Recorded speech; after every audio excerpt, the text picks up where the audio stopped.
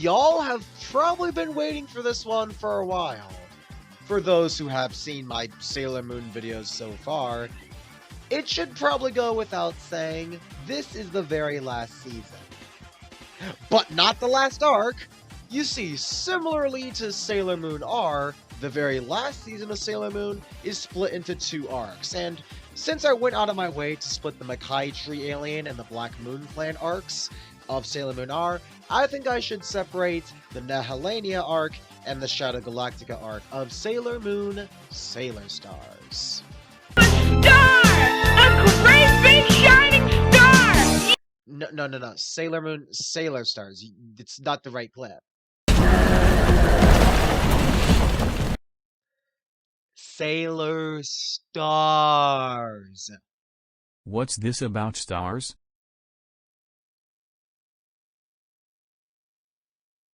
I had no other ideas for this intro skit. Don't judge me.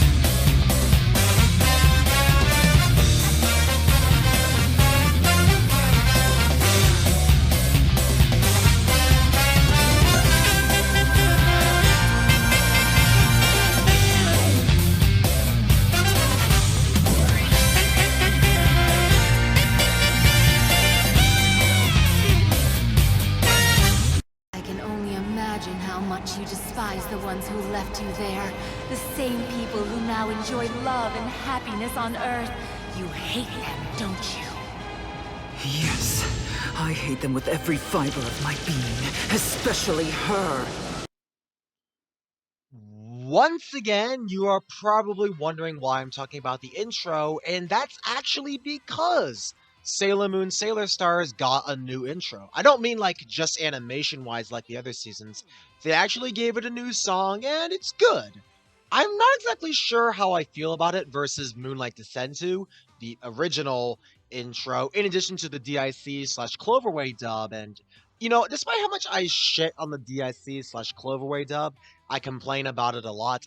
I'm not gonna lie when I see the DIC/Cloverway dub intro is my favorite of the monks. It's iconic, and while I said the lyrics are a little bit of a no shit Sherlock, it certainly is a lot easier and honestly a lot more cohesive than having to translate every time. And I do think the instrumentation of the DIC/Cloverway dub intro is better, so that's one thing the Cloverway dub got right. However, I will say though, I do like this new intro. Again, I'm not exactly sure how when I compare it to the other intro, Moonlight Descent, but I can say that it is nice that they finally changed it. I mean, okay, don't get me wrong, the original intro is iconic, I'm not denying that. However, for 200 or so episodes, it's gonna drag, so for the last 34 episodes, it having a new intro not only makes it feel really fresh, but also makes it feel climactic, because, well, this is the last season, and they certainly want to end it with a bang. So yeah, the new intro's good. That's all I can really ask for at the end of the day, so yeah. Haruka! Something poked me. Let me see your hand.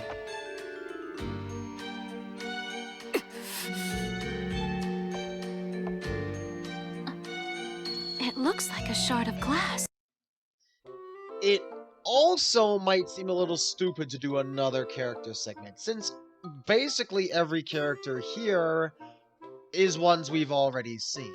Now, okay, to be fair, you know, I could just save this segment for the next arc, and I'm certainly going to do that when the actual new villain clan is unleashed. And while, as you did see in the previous title card, there was a mysterious feminine evil voice tempting Nehelania, I'll talk about the true main villain in the next arc anyway, since, real talk, this arc is more focused on wrapping up Nehelania and the bits that were left really open at the end of Super S. And, I'm not gonna lie when I say, if this part of Sailor Stars had been mashed into Super S, because, as I previously said, this is the shortest arc of Sailor Moon. It's only like 7 episodes long, and that's like 3 or 4 less than the Makai Tree Alien arc. So this arc goes by really quickly, and I honestly, yeah, I would have liked it to be squeezed in with Super S, because then people wouldn't be complaining about Super S. Because, like, the main reason why people complain about Super S is not just because of Pegasus, not just because of Chibiusa, not just because the Dead Moon Circus are really weird villains, but because it ends on such an open note. And again, for those DIC/Cloverway dub watchers, that was it. You had that in the movie, and that was it. Now, I pitched before that the Super S movie's purpose was to literally give the DIC/Cloverway dub its exclusive ending, and that's kind of why I think the bringing back of the Outer Senshi was really rushed there, because the DIC/Cloverway dub kind of had to wrap that up. But I also showed in this title card that the Outer Senshi are finally back, and that's because a lot of characters go under changes, or some of them have surprising turn of events, or lack thereof change. Mainly, the Outer Senshi. It goes without saying, the Outer Senshi finally returned.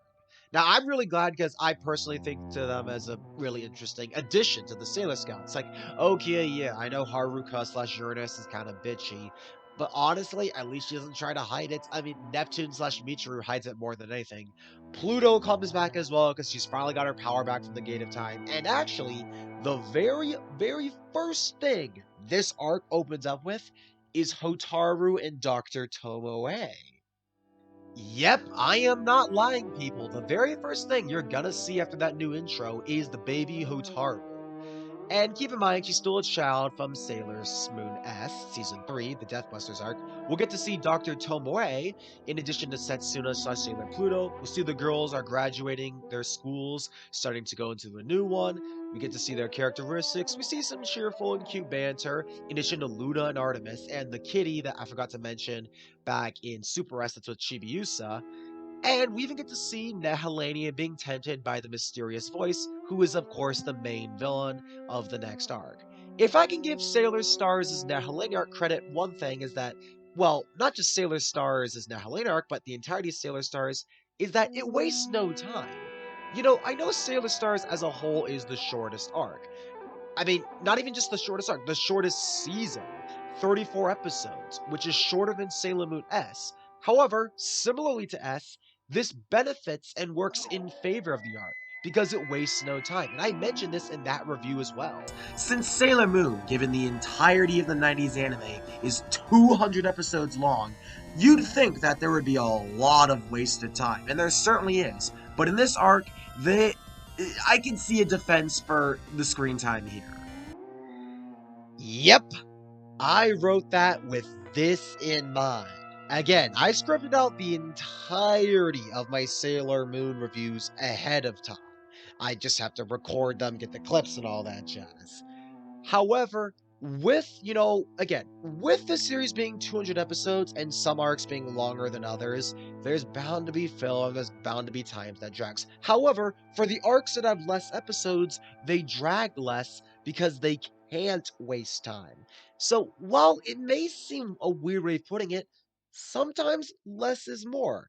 I find myself more invested in the story because there's less time going down the drain in doofier filler episodes, or episodes that might have very minimal story significance, but they don't do that much apart from maybe build a side character or two. I mean, for something like Naru and Melvin, okay, fine. And for Rei and Yuichi, there was a shrine, alright, fine. But seriously, it really dragged a lot of times. And that's why I think Sailor Stars, even though this is the season that everyone is split on, literally, if there is a season, because I know almost everyone hates Super S. Almost. There are a few people who like it, but they're not really open about talking about it because, again, Super S is really flawed because of the cliffhanger ending, and it takes until this season to finally give us the end to Nehelania in this arc. However, this is the season I hear everyone's phone. There's people who love this arc, saying that it's really, really good. It's a great finale to the 90s anime. And then there are those other people that say, well, the manga interpretation was better. And, honestly, I can see both sides. I said in the Makai Tree Alien arc that being faithful to the source material does not always equal better. However, in this case, I can kind of see why the manga purists are a little bit angry, because the Makai Tree Alien arc, that was purely, and I mean purely anime exclusive. The Makai Tree Aliens was not, in the manga. It was not even, it was made for the anime. But Sailor Stars and the Shadow Galactica arc, that was in the manga, and I'm not gonna lie when I say there were a few things in that arc I wish had carried over from the manga, but the anime went off its own direction.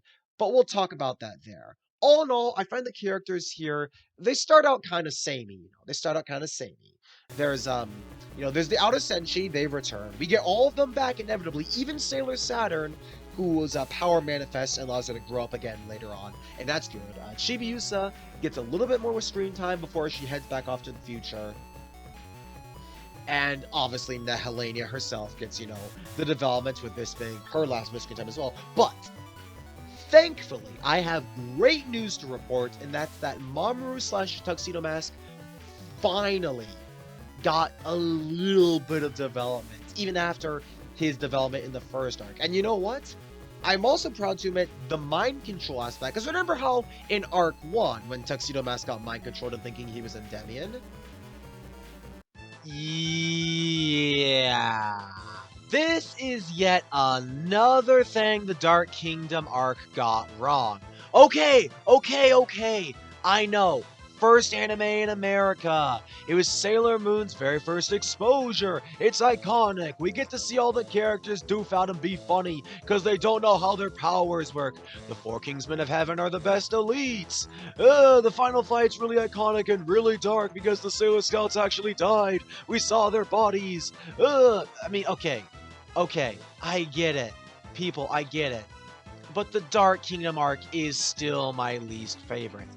It's the lowest ones in terms of quality. And okay, I said it was still good. I gave it a 5.5, so it's still good. But I'm not kidding when I say this is far from the best Sailor Moon is, and far from the best it ever has been. And another reason why I don't like that final fight is, again, due to the second phase and the whole idea of the controlled Tuxedo Mask. You see, after Zoisite died, Mamoru got kidnapped by Kunzite, and he got brainwashed into thinking he's Endymion, basically turning him against the Sailor Stars. Now, I at first thought this was really good, but it was the waste of concept and execution that made this idea, that was, again, a good one, horrible. You see, the Sailor Scouts almost always relied on Tuxedo Mask to throw a rose to save the day, blah blah blah. Excuse me, I just burped there.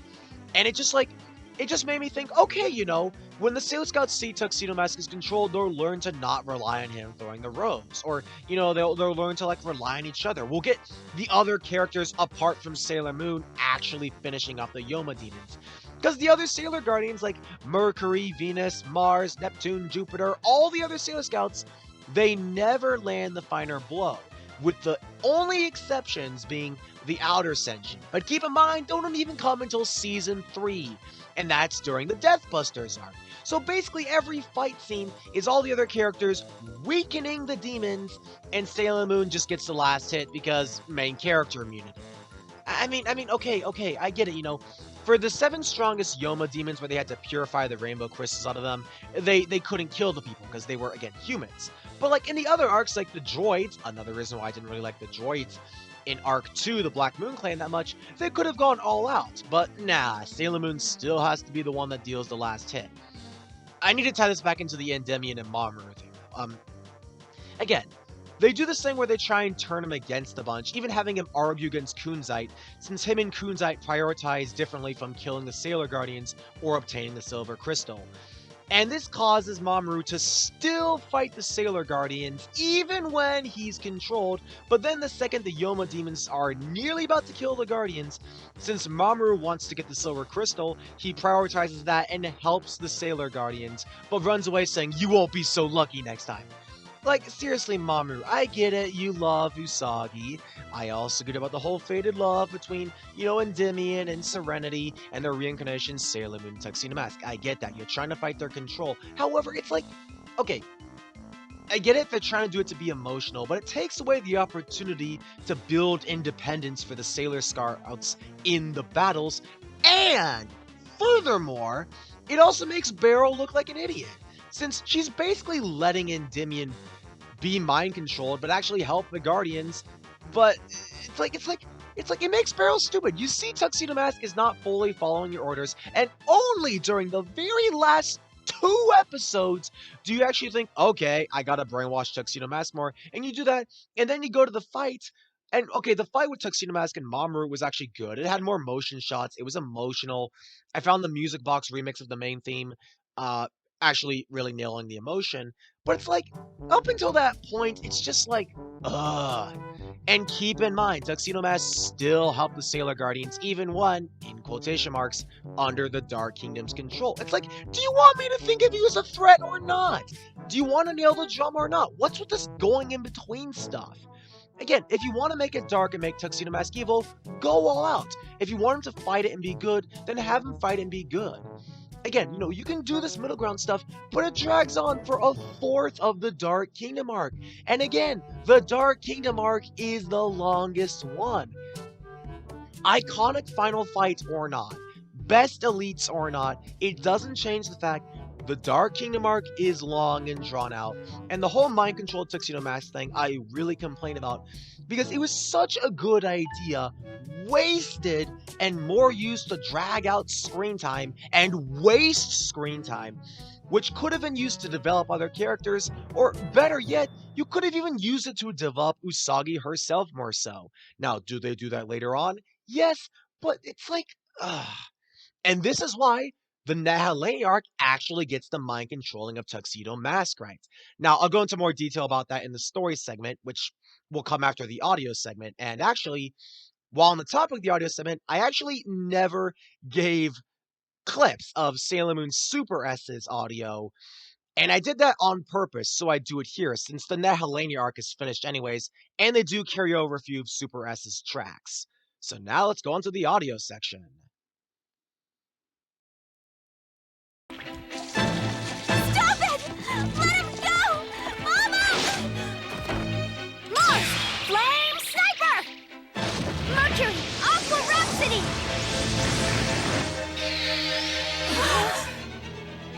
Your petty little tricks are nothing compared to the power of darkness that I possess. I have changed my recording location once again. So let's waste no time and talk about the audio, since I forgot to do the audio segment in Supers, because I was rushing that video, and I was trying to avoid copyright anyways, but given the fact that I've managed to get through with no troubles and no complaints, I can do Super S's audio here, and I think it's appropriate given the fact that Nehelania from Super S carried over, so I think the audio section should carry over too. And while we're on the topic of Super S's audio, I said there, the audio I feel like was a step down from Sailor Moon S, the Deathbusters arc.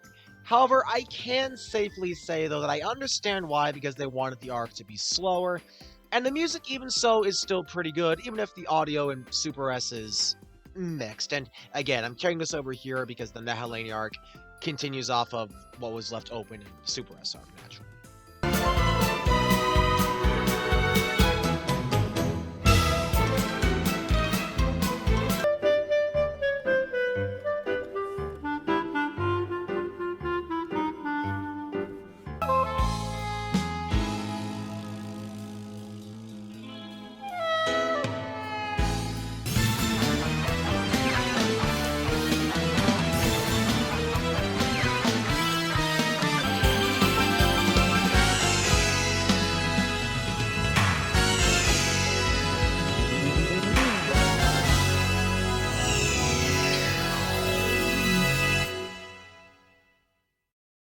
Still some good tracks, not my personal favorite collection of the Sailor Moon soundtracks, but still just as good as the others, even if Sailor Moon S I prefer, and honestly I do think I prefer R's music as well, but Sailor Moon Super S's music is still good, has that charm, it still fits, and it still feels new with the more jaunty circus themes.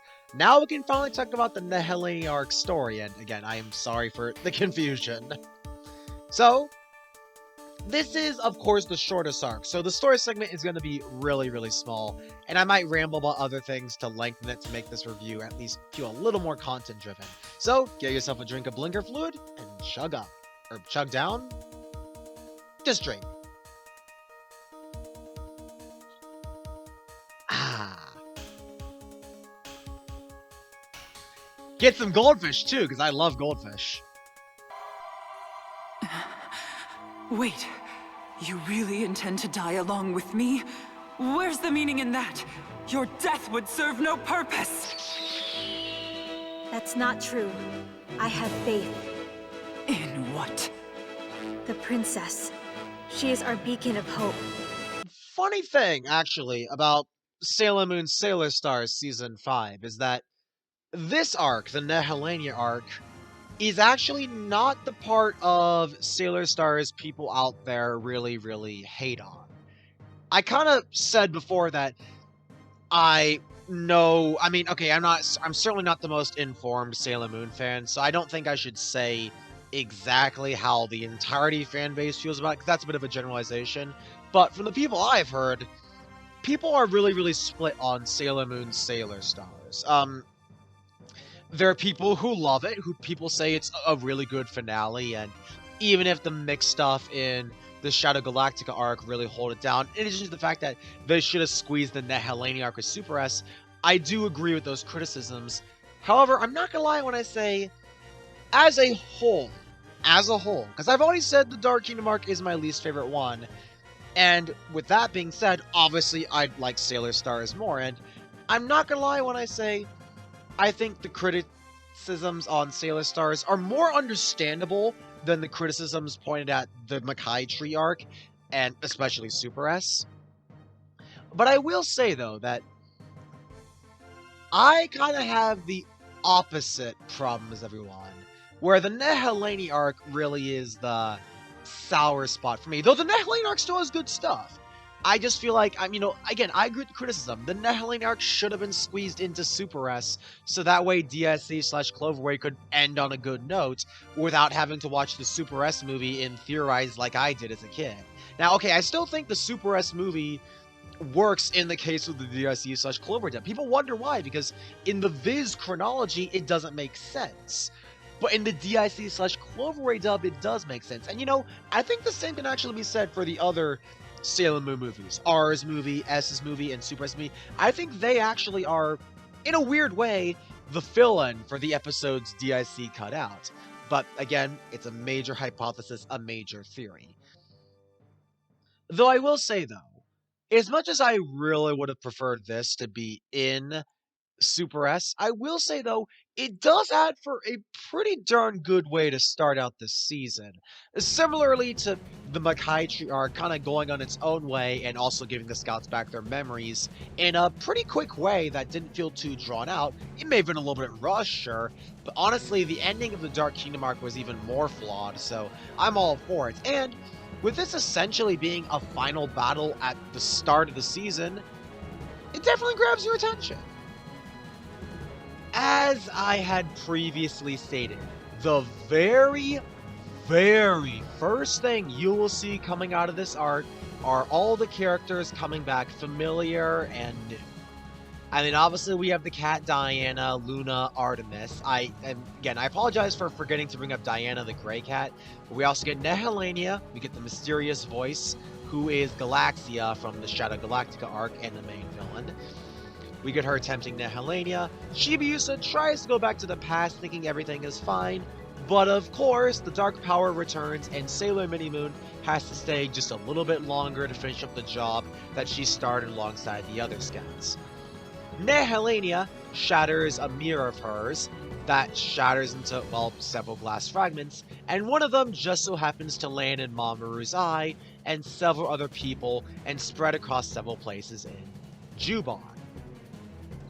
Now, of course, these mirror shards are part of Nehelania's plan, and since you saw Mamoru's eye glow, that is how he got mind controlled. Of course, it's a much more gradual process, and I'll honestly take it over it being really rushed and then extremely dragged afterwards. We see the outer Senshi gather up, specifically Uranus and Neptune, and Uranus gets a shard in her hand, and Michiru kind of seductively licks it out. And this is how they know something's not right, as the shard then literally turns into a glass clone of Nehelania. And I don't know why, and I don't know if it's because they're naked, but the Nehelania glass clones are actually kind of hot. However, Sailor Pluto comes back, finally having her energy regained with the baby Hotaru. They fight the glass mirror clones of Nehelania, and only then, when suddenly they start to get on the losing end of the battle, does Hotaru's power manifest, allowing her to grow up slightly. She doesn't quite get back into Sailor Saturn yet, but it is nice to see that Hotaru will be returning soon. And for the first episode, it was good. It gave the Outer Senshi more moments, they got to use their upgrades, and, well, it's all cool stuff if you ask me. In addition to giving Hotaru more time, because, remember, her screen time is pretty limited. If Hotaru/Saturn had more screen time, I could see her being one of the best theoretical Sailor Scouts, but one of the best Sailor Scouts, but I'm not gonna lie when I say her lack of screen time makes it harder to say she's good.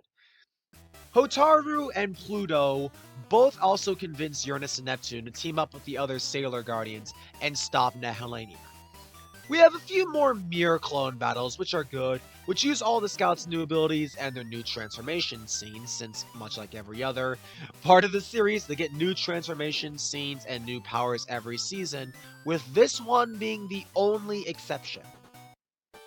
Okay, to be fair, Sailor Moon obviously gets a new power, but the other Sailor Scouts retain their abilities. And to be fair, that's fine, since making another power when they're all pretty meh anyways is honestly a lot better than just wasting time. Sailor Moon's new transformation is okay, I'm not gonna lie, I think it's probably my least favorite.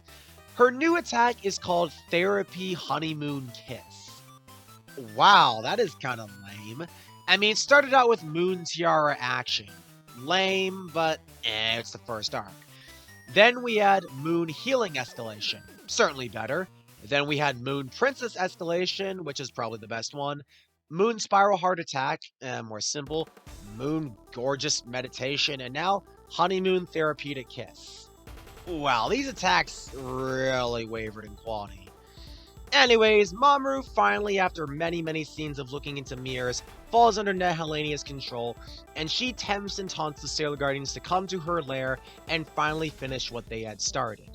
And this causes a clash that is very reminiscent of, believe it or not, the DD Girls, where all the Sailor Scouts get separated in a few duos, each one of them with an inner Senshi and an outer Senshi counterpart.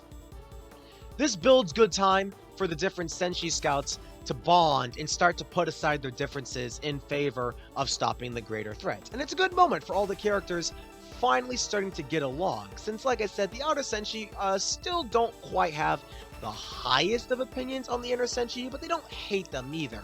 It's just because their different dynamic and different way of handling things really contrasts. So it is good to see them start to get along and work together. And also, this scene, also similar to the DD Girls, has all of the respective Sailor Guardians put into near-death situations. The Guardians all start to lose to Nehelania and her tricks in the dimensional space, and each one of them gets sealed in the mirrors, putting them to sleep, effectively being a death. Now, I would say this is theoretically a better death than the DD Girls one, since it was really rushed, and while yes, the bodies was certainly a gruesome aspect of that fight, I will say though that after the first two deaths, it kinda lost impact. Here, however, they dragged it out, and with the new Senshi Scouts and their upgrades already here, in addition to their characters and personalities established, it also makes sense why they lost, since Nehelania uses more strategies than just tentacle violence, explode, I take you down with me. See what I mean? Okay. Again, I still say the DD Girls fight is a better death, because I'm not exactly sure if going into a mirror and falling asleep can be counted as a death. Though I will say, though, it is certainly a lot better paced than the DD Girls fights, even if it's less gruesome and honestly a lot more cliche.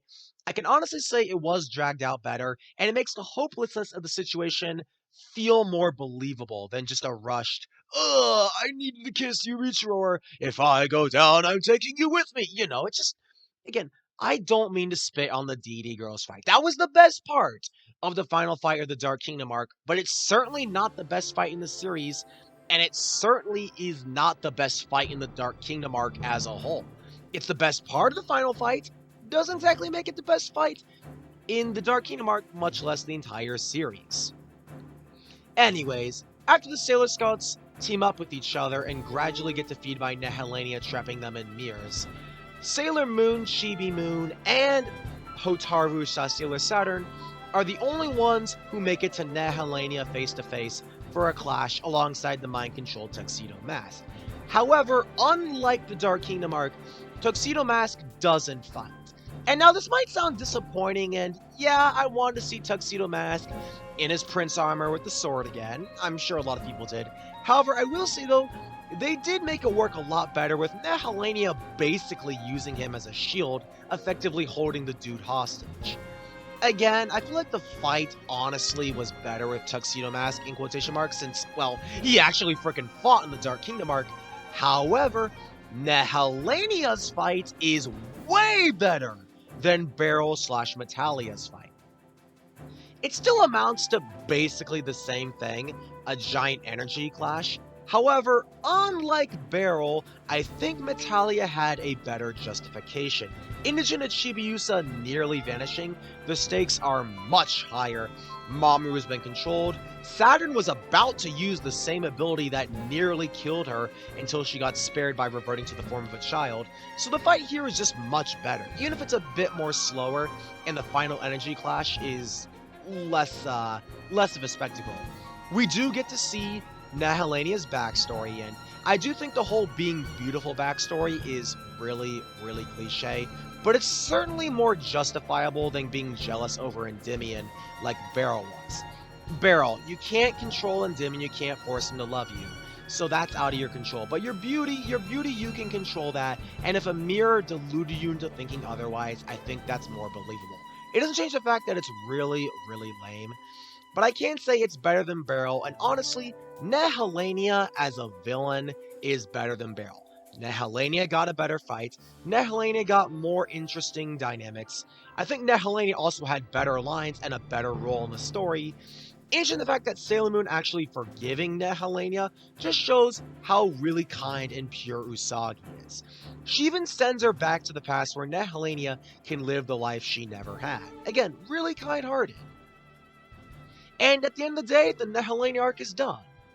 See what I mean? It certainly is the shortest arc, and by no means the most what I'd call deep or even that fascinating, but it did well in filling in the gaps that Super S had, and it does set up for the fight with Galaxia, since like I said, the main mysterious voice is Galaxia, the final villain. So, with that said and done, we only have one more video to cover in Sailor Moon.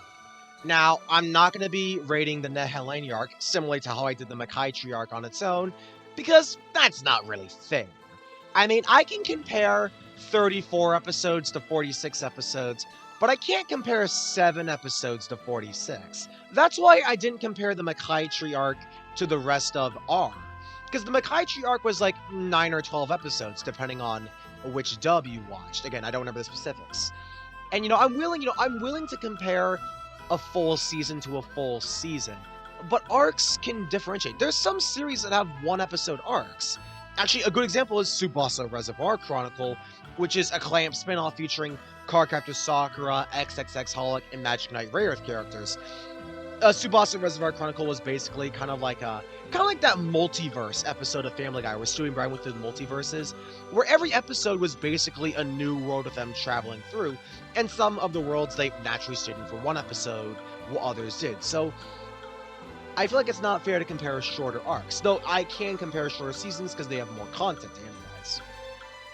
All in all, though, the Nehelania arc, despite my flaws with it, which were mainly present within the fact that it should have been Squeedus with Super S, I also feel like bringing the Outer Senshi here, but not at all during Super S, felt a little bit, like, what?